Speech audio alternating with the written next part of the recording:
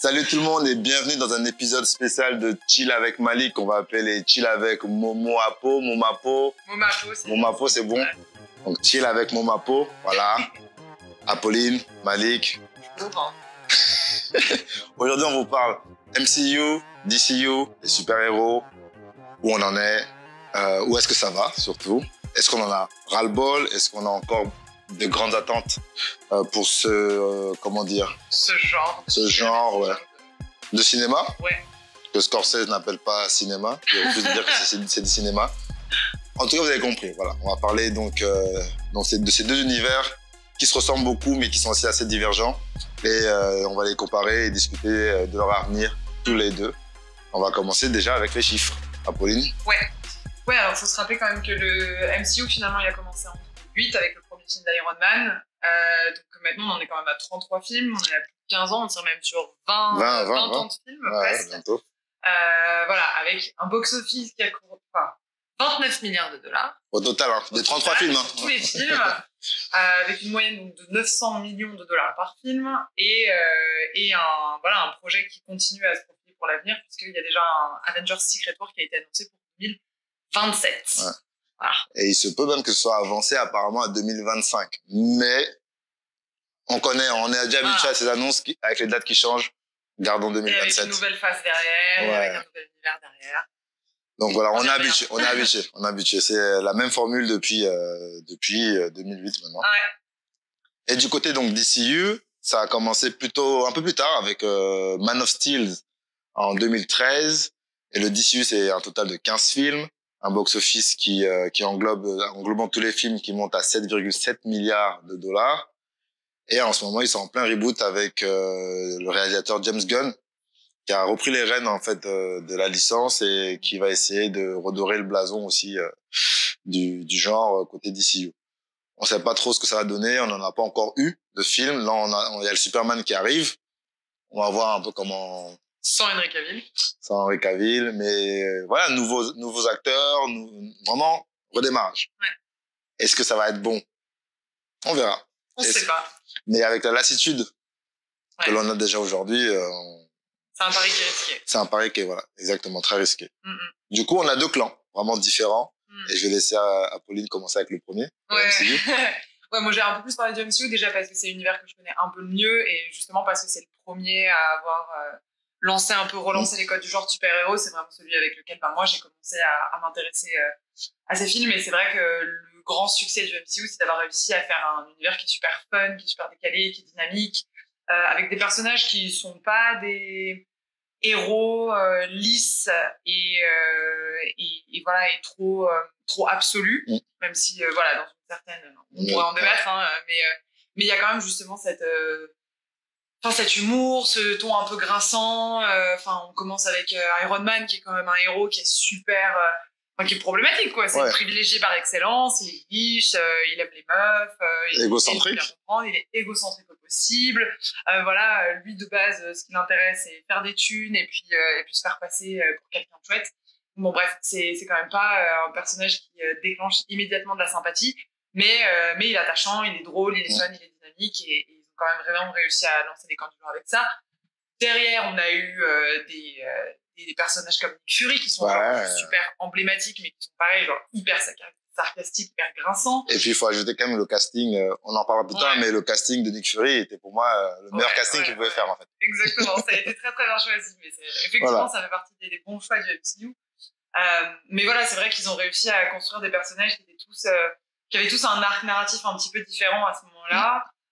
Voilà, on a l'homme riche, le philanthrope millionnaire, on a le soldat par excellence. Le soldat, exactement, le soldat à l'esprit noble qui se retrouve finalement avec un corps à la hauteur de son mental. Exactement. Voilà, qui matche un petit peu son code moral. On a un dieu, littéralement, Thor. Voilà, on a commencé à construire cette franchise-là, voilà, sur des personnages qui sont genre super divers, mais qui collaborent bien ensemble, et c'est ce qui a fait exploser finalement le MCU. C'est le premier Avengers en fait. Clairement. Ça a été vraiment quelque chose qui n'avait pas été fait, avec un méchant qui fonctionne bien, avec des effets spéciaux qui sont incroyables, avec une histoire qui est bien ficelée. Voilà, on a un milieu, un début, une fin. On a un méchant qui est battu à la fin. Ok, on nous ouvre une porte vers quelque chose de derrière, mais il y avait quelque chose de plus structuré et pour moi, fonctionnait bien. Et ils ont réussi à se renouveler quand même pas mal. Le dernier, on va dire, épiphénomène du genre étant Deadpool, qui a, lui, pour le coup, fait le 4e mur, fait des blagues sur la franchise elle-même, fait des blagues sur son propre personnage. Enfin, bref, il y a quelque chose de... Il est arrivé comme une bouffée d'air, une bouffée d'air frais. Et je pense que c'est ce qui a permis à la licence de flotter encore un petit peu et de ne pas, comment dire, saouler les gens, trop vite, quoi. Il est plus proche de nous, il est plus, voilà, il est pas beau, il est pas noble, voilà, c'est un héros un peu malgré lui, quoi. Exactement, et c'est bien foutu. C'est bien foutu. Et à l'inverse de ça, on a donc le DCU avec un côté un peu plus sérieux, un peu plus de profondeur, de noirceur même, je dirais, dans le choix même, dans le design même des héros, en fait.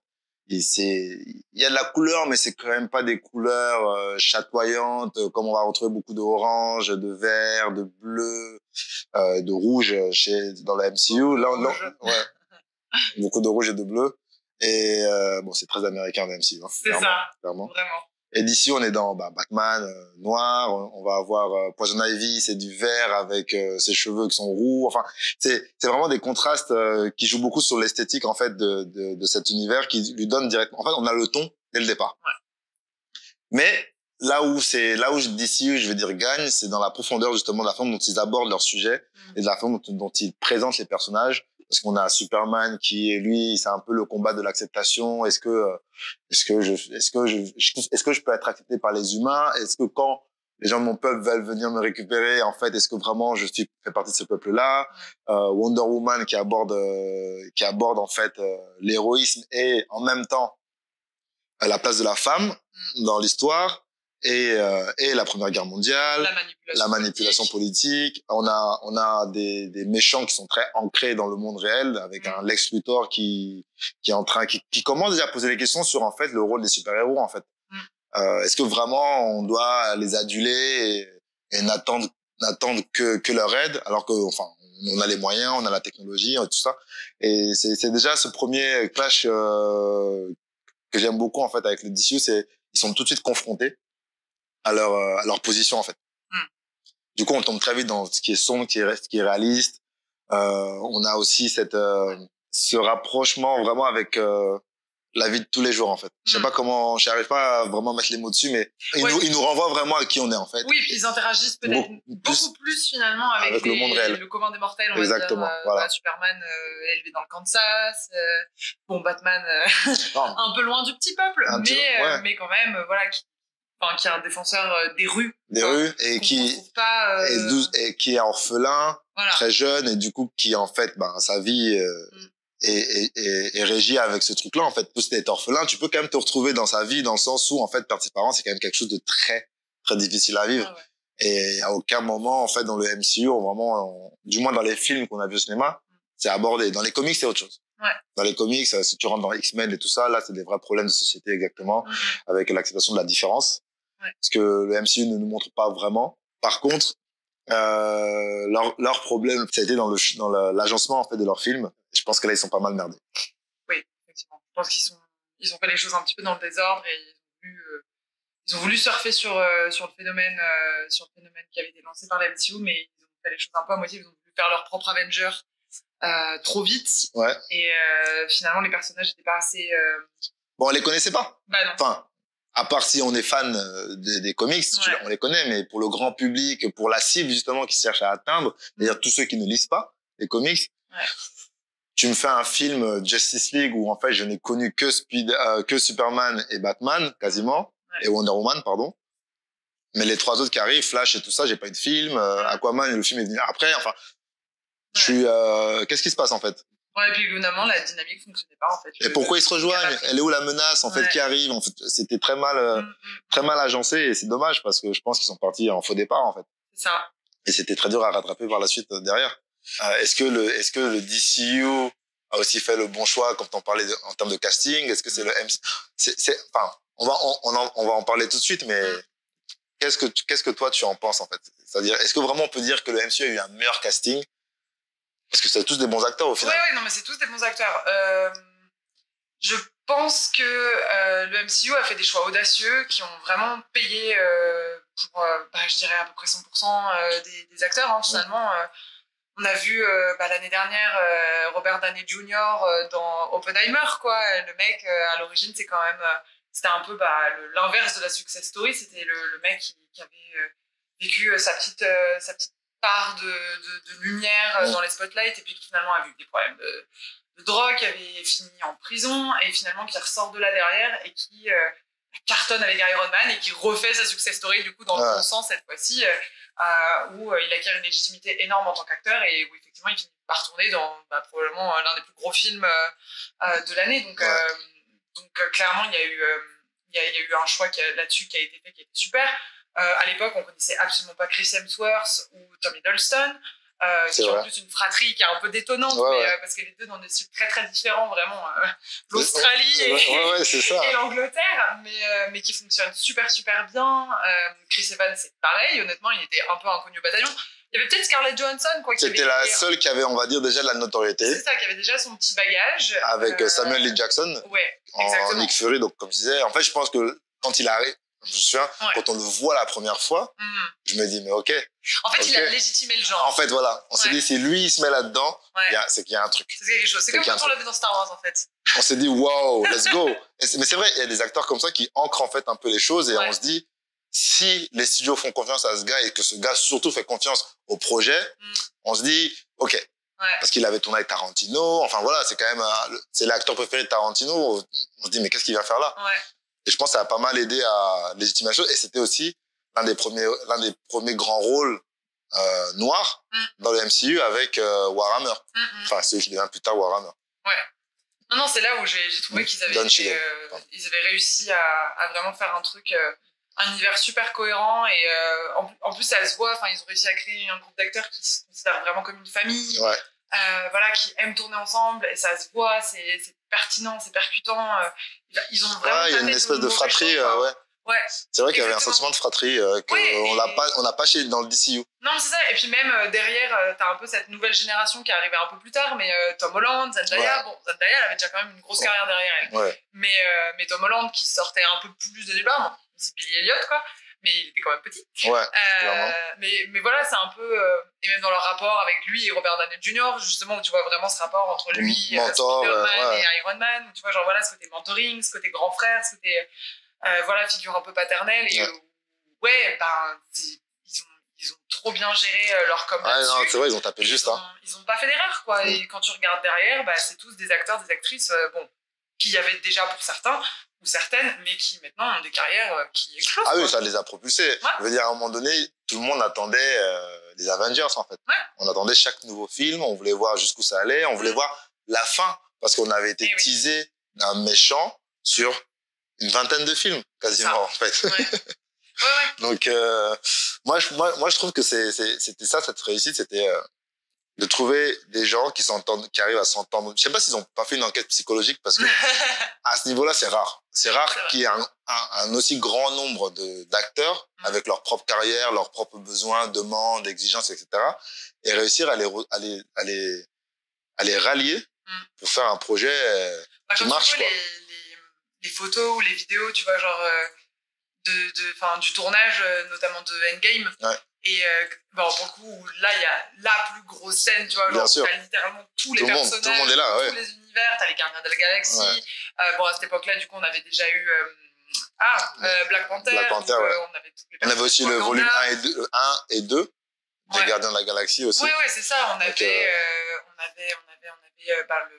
Bucky, le Winter Soldier. On avait vraiment développé l'univers. Oui, donc t'arrivais, tu retrouvais tout le monde, en fait. Et t'es là, oui, je le connais, lui, mais Lucie. Et tu vois, genre, l'ambiance qu'il y a sur le tournage, ils sont trop bien, quoi. C'est une famille. Ça rigole. Et en même temps, ils sont à fond dans le boulot, mais on sent que tout le monde a envie que ça marche. Après, je vais pas dire que côté d'issue, ils n'avaient pas envie que ça marche. Non. Mais je pense que la production à penser les choses un peu différemment. Voilà, du coup, on avait vraiment l'impression que c'était ah oui, c'est vrai qu'on est censé être ensemble dans ce truc. Ok, on le fait. Tu vois, ça. il y avait pas de chute. On n'a pas l'impression qu'ils étaient super contents de se retrouver là-dedans. Ça c'est peut-être mon avis. Hein. Ça peut être le vôtre peut être complètement différent. J'en sais rien. Ouais. Mais je trouvais qu'il y avait un truc qui manquait. Après, c'est peut-être l'univers aussi. C'est plus sombre. C'est moins à la rigolade, même si dans Justice League, ils essayent de se faire des petites blagues à gauche, à droite. Ouais, ils essayent. Mais ça tombe toujours un peu à côté, hein, tu vois. Ouais, c'est toujours un peu un cheveu sur la soupe quand t'es là. Exactement. Mais c'est dommage parce qu'effectivement, quand tu regardes un petit peu les personnages et justement le casting du DCU, je veux dire, ils ont pas pris des gros risques non plus, tu vois. Je veux dire, Henry Cavill. Quand même, attends. Et qui en plus a eu la particularité d'apporter quelque chose au personnage de Superman qui est quand même un peu réputé pour être un peu le good boy, quoi. Ouais. Superman, il est chiant. Il est trop lisse. Il veut toujours bien faire, il veut toujours faire the good thing. Il est un petit peu, il est un peu au tournant, quoi. C'est le Captain America, un peu. Ouais, c'est ça.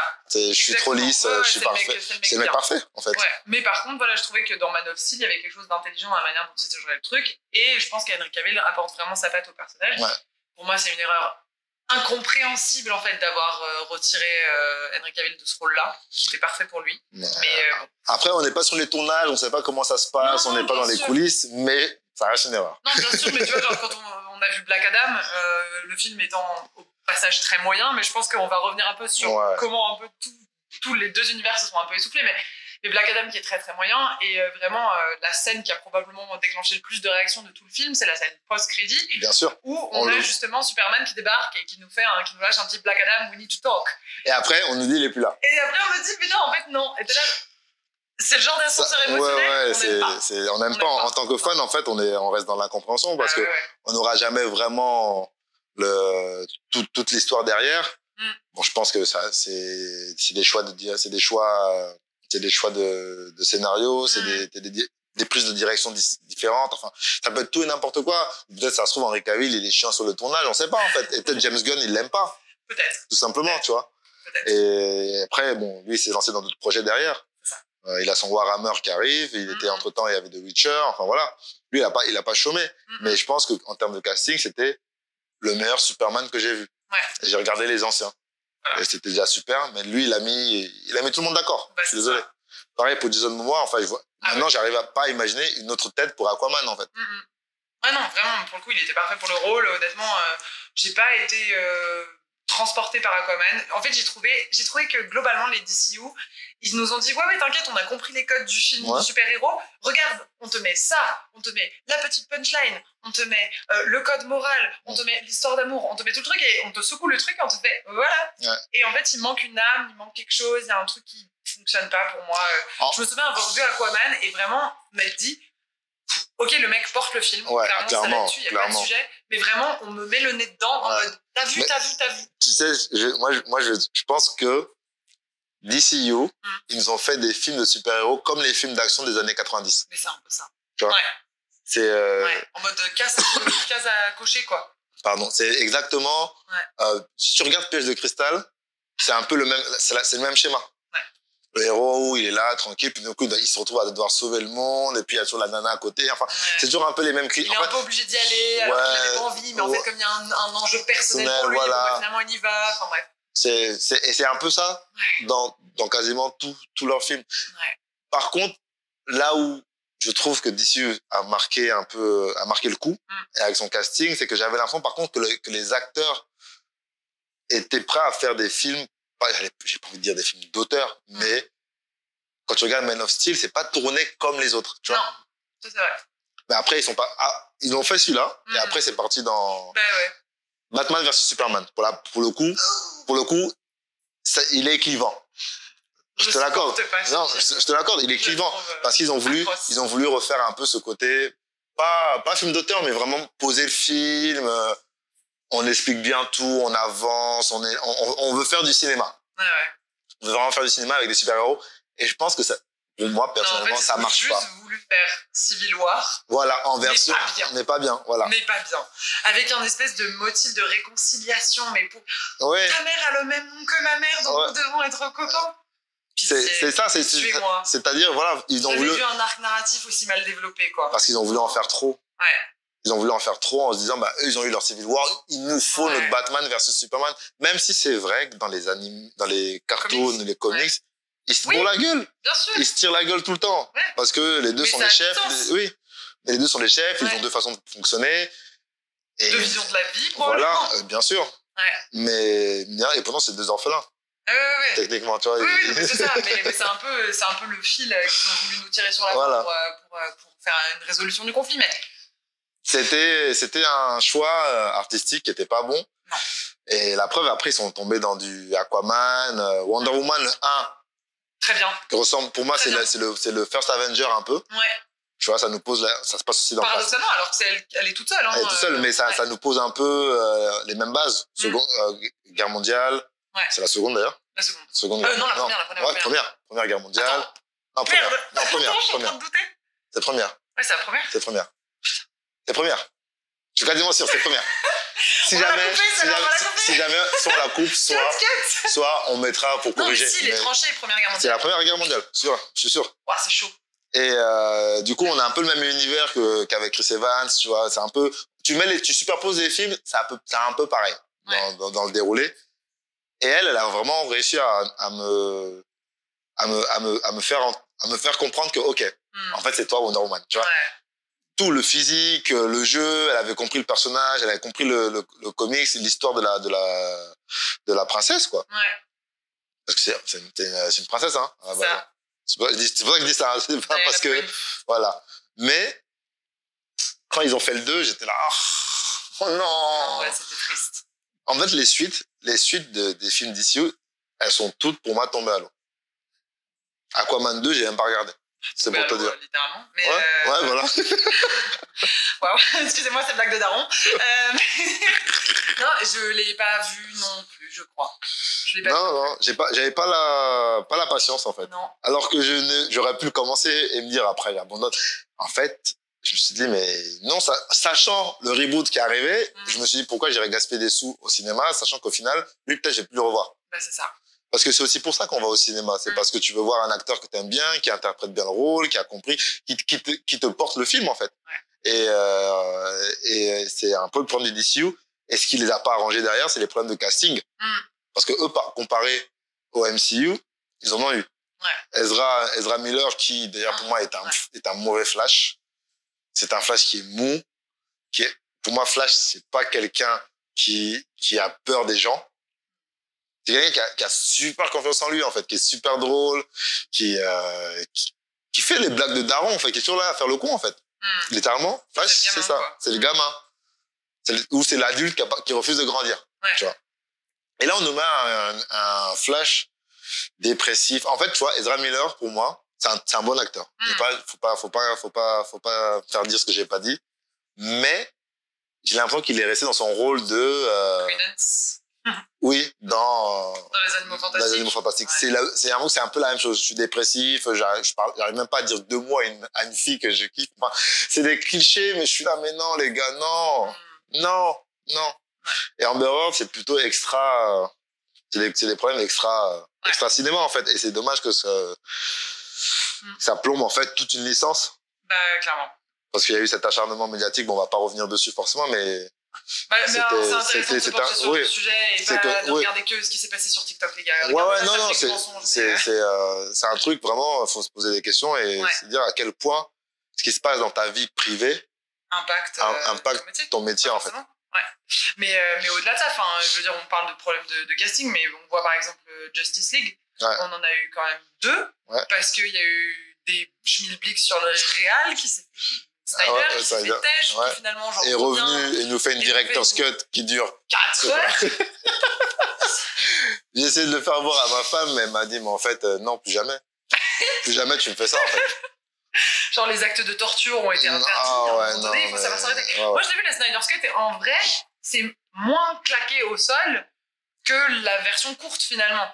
Parce que, du coup, t'arrives à comprendre un petit peu. Enfin, les actes sont suffisamment développés pour que tu dises, ok, admettons. Okay. Tandis que effectivement, si t'enlèves les 2 tiers du film.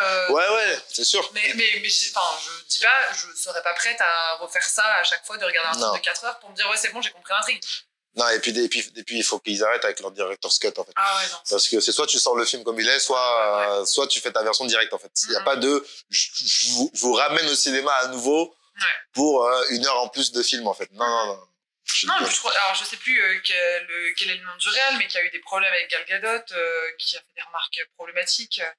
Ouais, c'est vrai qu'elle aussi, après, il y a eu ces prises de position politiques. Ouais, aussi. Qui ont aussi un peu affecté un peu beaucoup. Enfin, j'arriverai pas à calculer jusqu'à quelle mesure, mais ça a quand même un peu, j'en a gêné pas mal de fans. Déjà, à l'époque, ça avait posé problème parce que c'est une actrice israélienne et qui est effectivement, comme Israël a un système de service militaire, elle a été intégrée à l'armée et effectivement, elle avait fait une prise de position en faveur d'Israël et bon, ça passait déjà pas. Alors actuellement, ça ne passe encore moins. Heureusement d'ailleurs, mais ouais, c'est sûr que de point de vue, elle est devenue un personnage à peu près, une personnalité un peu clivante, chose qu'elle était peut-être un peu moins à l'époque quand elle a commencé en tant que Wonder Woman, quoi. Ah non, c'est clair que les événements dans le monde entier n'ont pas forcément aidé Gal Gadot. Après, je ne pense pas que ça gêne autant sa carrière. Non. Que d'autres acteurs qui se seraient retrouvés dans la même situation qu'elle, je pense. Je pense qu'elle a tellement sa place à Hollywood que tu peux pas la déloger à part gros scandale, quoi. Genre vraiment scandale où elle est directement impliquée, tu vois. Voilà, donc elle a pas tenu des propos au point de se faire blacklister, voilà. Une gravité telle que je pense que elle, voilà, c'est son pays, elle s'est dit elle a agi, pour elle, voilà, elle défend son pays. Ça, on va pas non plus taper les doigts là-dessus, mais ce qui fait que forcément, tu vas faire grincer les dents en face. Et ça n'a pas aidé à l'univers de toute la licence, en fait. Non. Malheureusement. Malheureusement. Mais bon, tout ça pour dire... Au-delà de ça... Mauvais casting, bon casting. Bonne réalisation, mauvaise réalisation. Belle vision, mauvaise vision, d'accord. Mais dans tout ça, on en est où au niveau du genre en lui-même? Est-ce qu'on n'est pas arrivé au bout? Ah bah, à mon sens, complètement. Complètement, c'est-à-dire que c'est pas compliqué. En tant que consommatrice et en tant que spectatrice, avant, je me précipitais. Enfin, je veux dire, c'était un événement d'aller voir un film de super-héros. Alors, un peu plus les MCU. Non, mais on se faisait nos dates cinéma avec les potes, quoi. C'est-à-dire que tu mélangeais 4 groupes de potes parce que t'avais dit à tel pote que t'allais voir le film avec lui, mais qu'il l'avait aussi vu... En gros, toi, t'avais vu Iron Man avec lui, mais il avait vu Thor avec un autre. Donc, du coup, on allait voir Avengers tous ensemble, quoi. Enfin, c'était le truc qui réunissait tout le monde, toute une génération, globalement, on va dire, de la 18-20 ans à 35 ans. Avengers Assemble. Mais c'était exactement ça. Mais c'était les trucs qui nous attiraient au cinéma et qui faisaient que c'était des vrais moments qu'on partageait ensemble. Et maintenant, déjà, il y en a trop, les films. Il y a trop d'histoires, il y a trop d'univers, il y a trop de conditions si tu es censé vouloir comprendre l'intrigue. C'est-à-dire que si tu n'as pas vu la mini-série, le documentaire sur la réalisation... Qui fait le lien entre... le prequel, et puis le sequel du prequel. En fait, à un moment donné, on te dit « Ah non, tu comprendras pas. » Et moi, pour moi, c'est pas possible de nous vendre un truc comme ça. En fait, à un moment donné, on le sait. C'est du marketing. On sait que le cinéma, surtout le cinéma comme ça, qui est quand même globalement de l'entertainment, c'est une machine à gros sous, il n'y a pas de souci, on n'est pas complètement idiot, on sait ce qu'on nous vend. Par contre, quand à un moment donné, on nous vend une chaîne de télévision, à savoir Disney+, pour pouvoir continuer à regarder et à suivre ce qui se passe dans la MCU, les gens sont là genre en mode stop, c'est clair. 2 secondes, genre je te donne déjà 15 balles à chaque fois que je vais au cinéma, 20 si tu rajoutes les popcorn. Au bout d'un moment, est-ce que tu crois pas que genre me vendre en plus 20 € par mois pour une chaîne, c'est un peu too much? Non, c'est... Surtout pour des séries qui en plus n'ont pas été à la hauteur, quoi. Clairement. La première qui a été très bien, c'était WandaVision, qui était super. C'est la seule qui est vraiment au-dessus du lot. Après Loki, les première et deuxième saison, je suis là. Même pas. Mais troisième... La deuxième m'a saoulé. Attends, il y en a 3? Oui. Je sais même plus. Oui, si, il y en a 3. Oui. Et je me suis arrêté à 2. Pareil. Avec Sylvie. Oui, voilà. Sylvie. Je me suis arrêté à la 2. Pas de problème avec ce prénom. C'est juste en termes de crédibilité pour un personnage principal un peu... Non, c'est le prénom de ma mère. Non, ça, on n'a pas de problème avec ce prénom, c'est ce que j'ai dit. non, mais...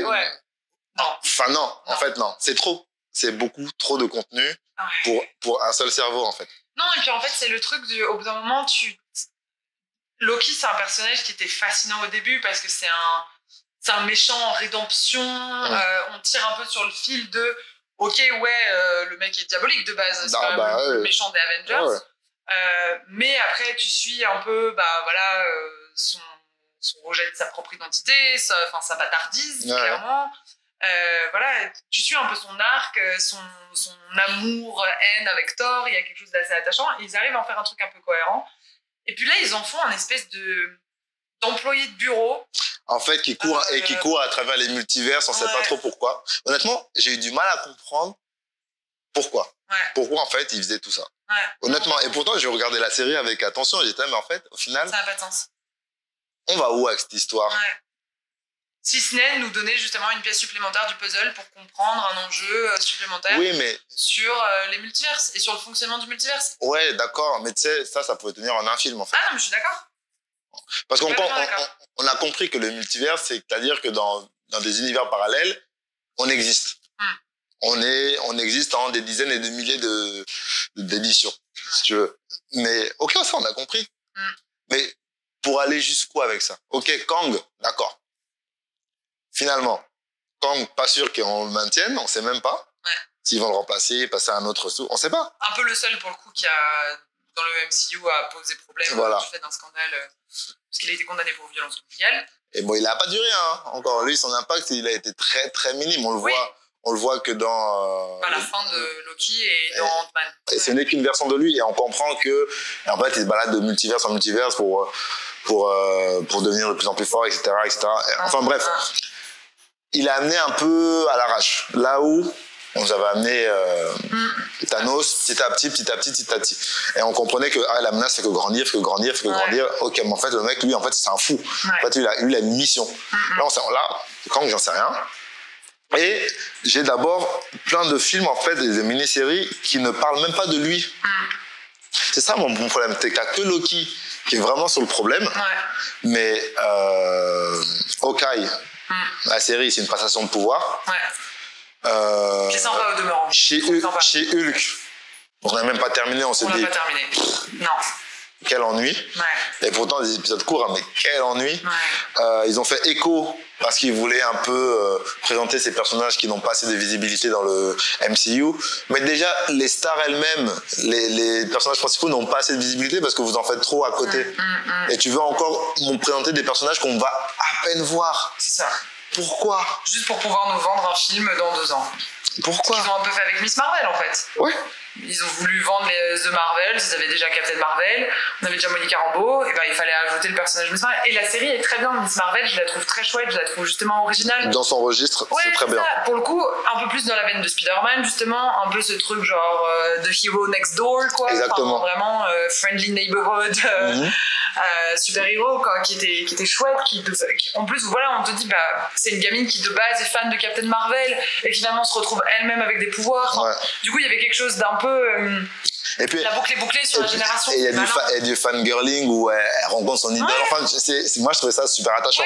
C'était super, c'était bien pensé. Et puis avec l'histoire sur la partition entre la guerre justement entre le Pakistan et l'Inde, et qui était super, qui est une période de l'histoire en plus qui n'est pas énormément traitée. Je connaissais pas du tout. Encore moins dans les grands films et dans les grosses majors, quoi. Donc c'était super intéressant de traiter de ce sujet-là. Et le perso est chouette, c'était bien écrit. Je pense que c'est l'un des rares personnages féminins du MCU qui était aussi bien écrit, et on avait vraiment l'impression de la découvrir petit à petit à chaque épisode.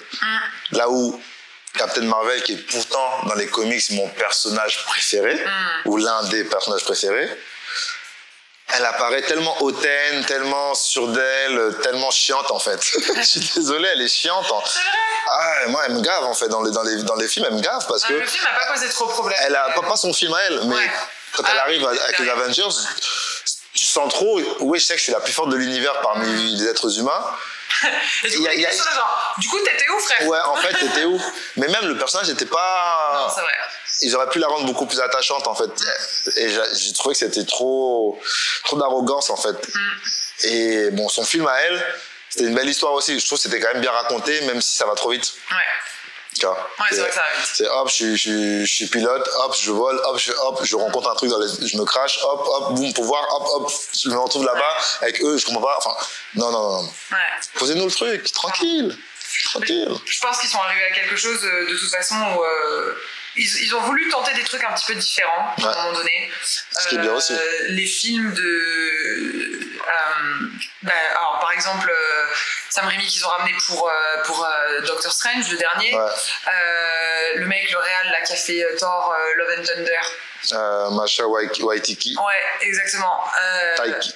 Ouais, pareil, j'écorche son nom à chaque fois.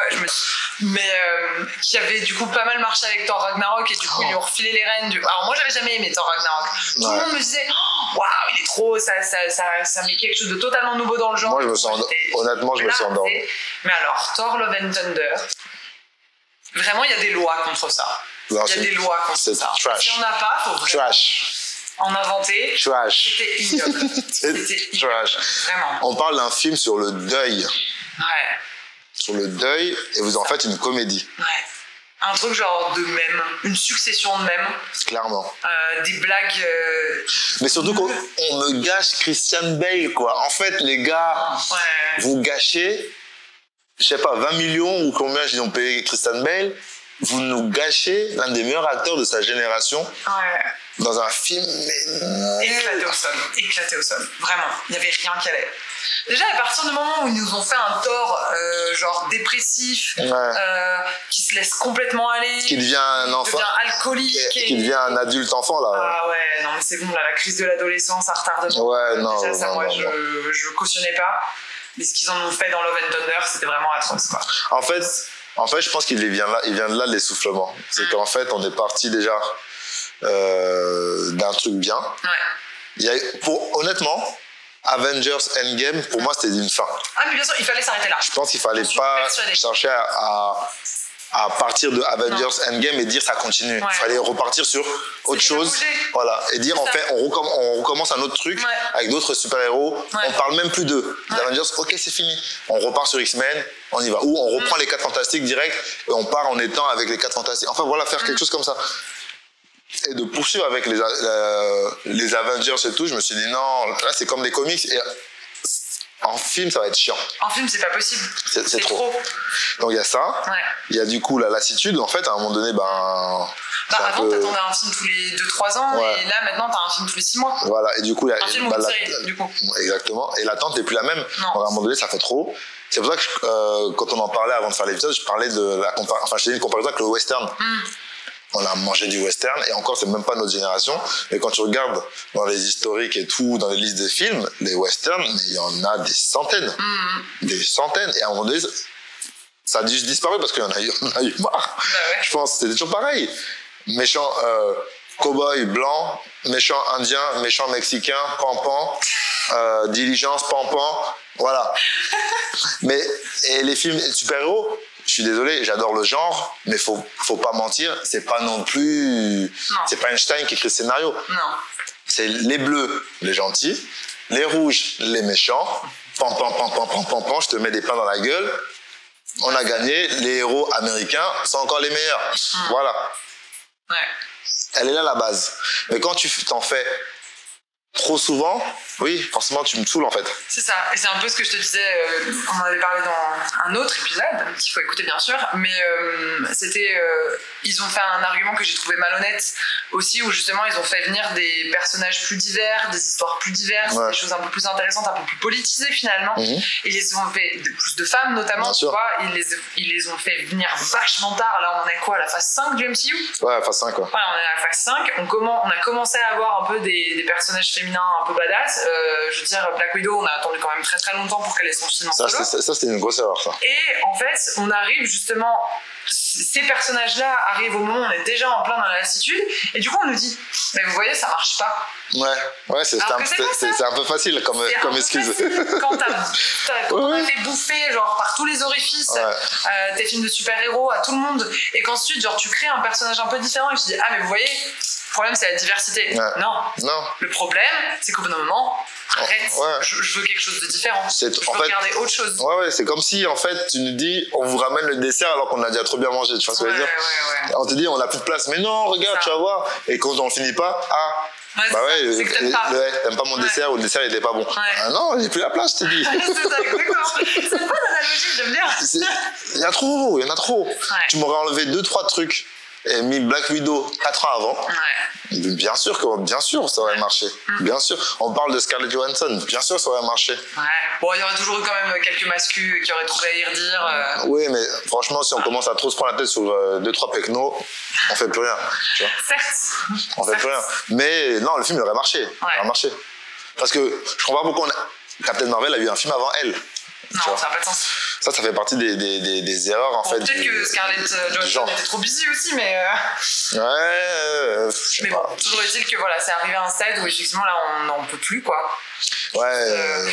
Et c'est là où arrivent des récits un petit peu différents et Odyssey pour le coup a peut-être été un peu plus rapide là-dessus avec le Joker notamment. Ah oui, mais clairement. Et avec le Batman, le Joker avec Joaquin Phoenix et le Batman avec Robert Pattinson. Des bouffées d'air frais. Voilà. En fait, c'est juste différent. Pas une grande fan du Joker en ce qui me concerne. J'aime pas la façon dont ils ont récupéré des messages politiques. Oui, bon, ça c'est. Bon, j'ai pas aimé ce qu'ils ont fait avec le Joker en faisant une figure de pro de la révolution, tu vois, genre je suis là en mode c'est pas idéal. Mais en fait, je pense que dans le film, il n'est pas celui c'est malgré lui en fait. Oui, c'est malgré lui, mais du coup ça veut un peu dénoncer, tu vois, genre la foule aveugle. La foule aveugle qui suit voilà le taré juste parce que c'est lui qui est porteur d'un message de renouveau. Bon, ça se passe dans l'univers. Arrête. On va se faire censurer. Mais oui, c'est pas totalement faux, tu me diras, c'est le phare. Mais c'est un peu le même principe. Il faut un taré un peu trop vindicatif et qui est un peu trop. Mais en tout cas, il y avait quelque chose de plus intelligent dans, pour le coup, 100% ancré dans le réel, 100% ancré dans les luttes de classe, les rapports de domination, la santé mentale, les incels, justement, le lien entre les hommes et les femmes. Il y avait plein de thématiques qui étaient super bien abordées, super intelligentes. Moi, j'ai un peu des problèmes avec l'ultra-violence. Je trouve que justement, c'est très aseptisé généralement dans les films de super-héros. Là, en l'occurrence, c'est pas le cas. Moi, j'ai un problème avec ça, c'est personnel. Si tu regardes même les Marvel aussi, ils ont commencé à se lâcher de plus en plus à côté sang. Quand tu regardes Doctor Strange de c'est un réalisateur film d'horreur, lui, de base, non? Rémi. Voilà, j'aime pas. C'est très, enfin, je dirais pas il est gore, mais, le ton change. Si, c'est dégueulasse. C'est dégueulasse. La phase où Scarlet Witch elle débarque. J'avoue. C'est vrai, dans le monde parallèle, là, non.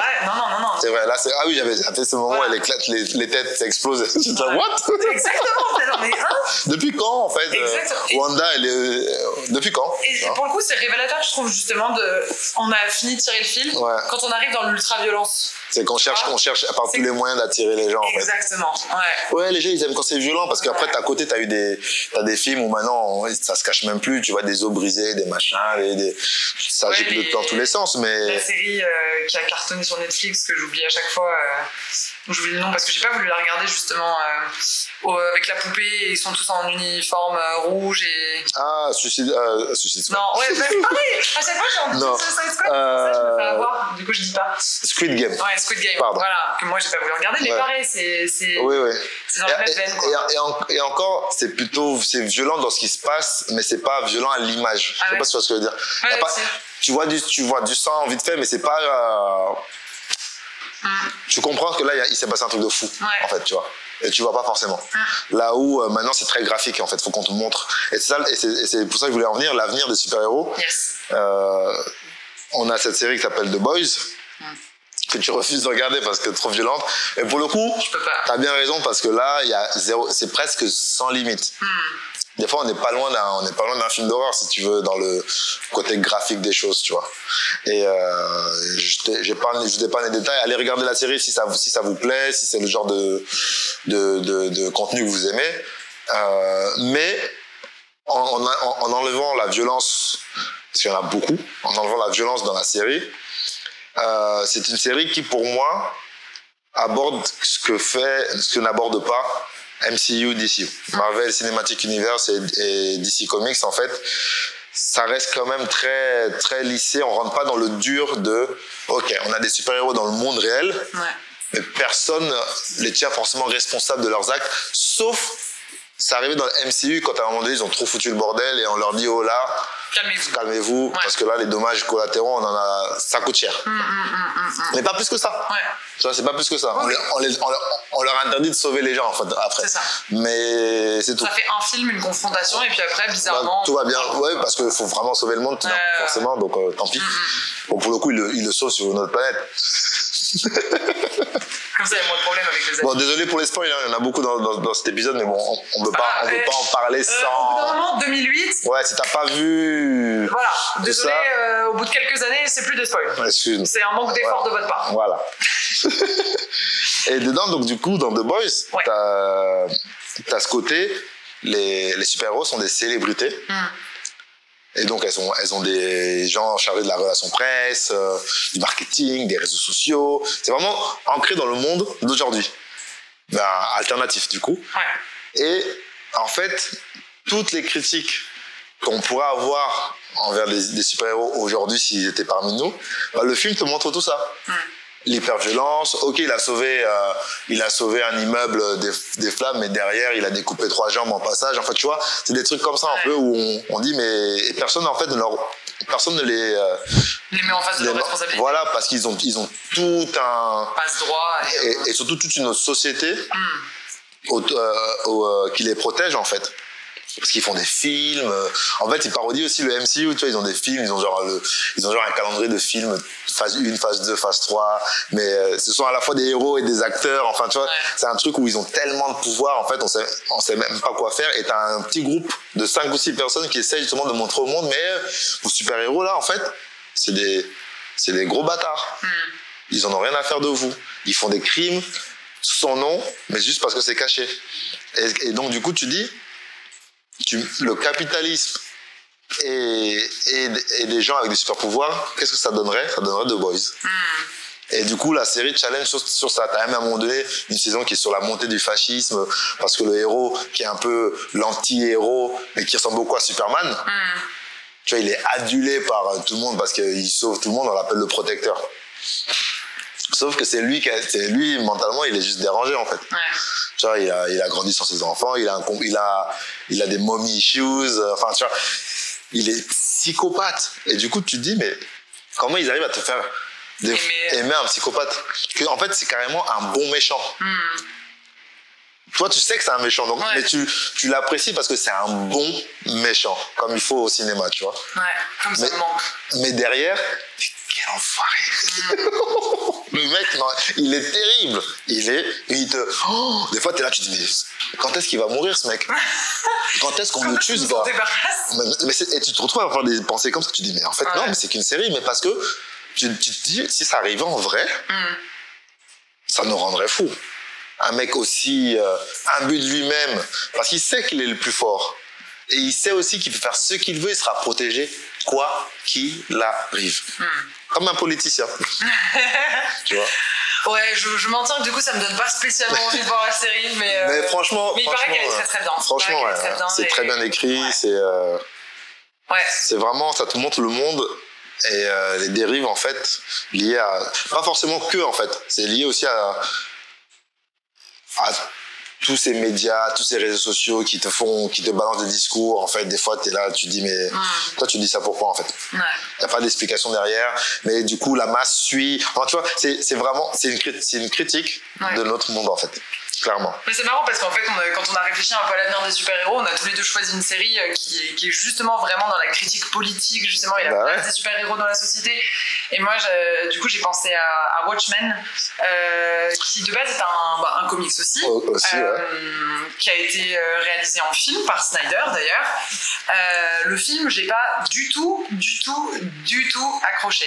J'ai trouvé ça très compliqué. Il est particulier. Parce que c'est beaucoup de personnages forts aussi. C'est un groupe justement de super-héros qui se constitue au sein d'une société alternative. Mais c'était compliqué d'accrocher parce que j'avais aucune connaissance préalable sur aucun d'entre eux et ils sont tous complètement frappadingues. Ouais. Et il y a des histoires de menaces entre eux, de viols, enfin bref, de manipulation génétique. T'as un peu tout le MCU genre ramassé en un seul film sur fond d'hyper-violence et de manipulation et dans un univers qui est très glauque et qui est très proche de celui de Gotham en fait, pour le coup, qui est très sombre et très... Enfin, pas très appétissant et vraiment j'avais eu beaucoup de mal à accrocher au film parce que je trouvais que l'intrigue était pas assez bien ficelé en fait. C'était un peu un fourre-tout. C'était compliqué en fait de faire un film sur les rapports de pouvoir et sur les liens qui existent entre des personnages qui ne connaissent pas les personnages au préalable. Ah oui, ça arrivait direct, boum, The Watchmen. C'est ça. Voilà. Alors que bon, j'ai envie de dire, n'importe quel film peut fonctionner comme ça, tu vois, genre les films de super-héros, bon, tu les connais, oui, mais là t'as pas le temps d'apprendre qui ils sont. Par exemple, on te met une famille ou un truc comme ça, mais bon, là en l'occurrence, j'ai trouvé que ça fonctionnait pas. Par contre, la série sur HBO, elle est pépite.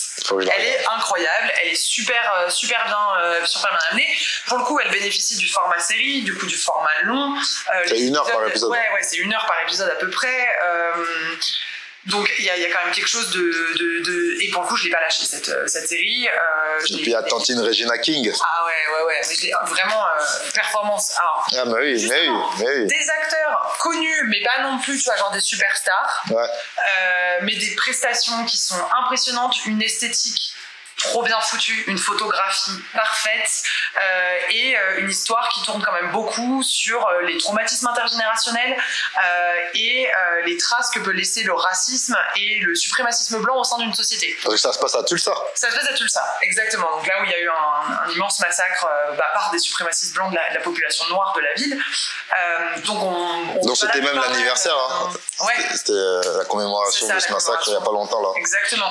Donc on suit pas mal effectivement ce qui se passe au moment du massacre, ce qui se passe donc dans notre époque actuelle, avec des policiers qui du coup sont constamment sous couvert d'anonymat parce que il y a eu aussi une rafle des policiers. Ah oui, vengeance, bien sûr.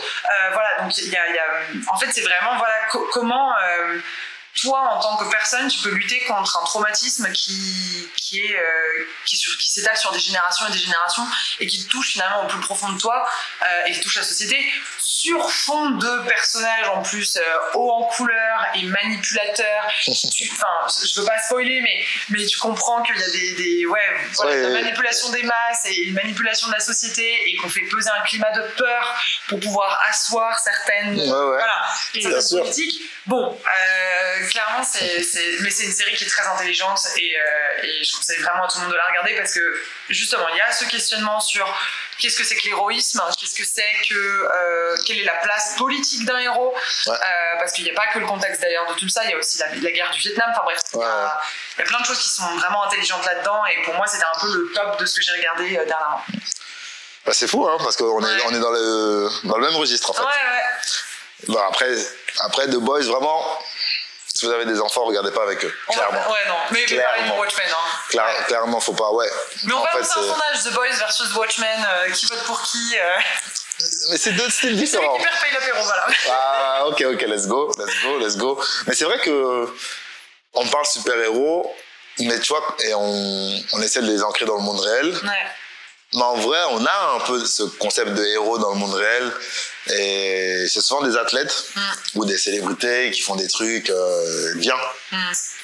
Et souvent, elles font face à ce même genre de problème, c'est-à-dire, elles ont tellement d'influence que des fois, on fait tout pour pas qu'elles s'impliquent dans des causes politiques.